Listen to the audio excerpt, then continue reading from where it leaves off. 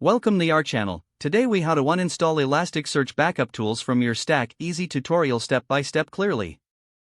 To uninstall Elasticsearch backup tools from your stack, start by identifying the specific backup tool you want to remove. Access your terminal or command line interface. Ensure that you have root or administrative privileges for uninstallation. If you're using a package manager like apt or yum, determine the package name of the Elasticsearch backup tool.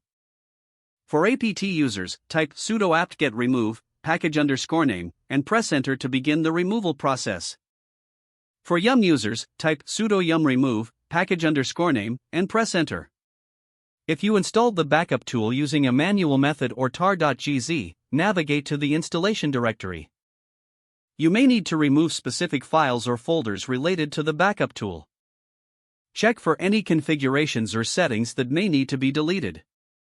These might be located in Elasticsearch's config directory or in your home directory. Make sure to back up any important data before proceeding with file deletions. Once you've deleted the necessary files, run a command to clear any cached data. Depending on your operating system, this could be sudo apt-get auto-remove or sudo yum auto-remove. After the uninstall process, you can confirm the backup tool is uninstalled by checking the list of installed packages. Lastly, monitor your Elasticsearch logs to ensure there are no errors after the backup tool removal. If the page does not load, refresh the browser or try again in a private or incognito window. Make sure you are using the correct email address, then retype it carefully to avoid small typos. If your password is not accepted, use the reset option and create a new strong password you can remember. Check your spam folder for verification or security emails, then complete any requested confirmation steps. Enable two-factor authentication if available to improve account security and reduce unauthorized access risk. After signing in, review your profile details so your contact information and settings are accurate and current. If you see an error message, note it down and try again after restarting your device and internet connection. Log out when you finish, especially on shared devices, to keep your account and payment information secure.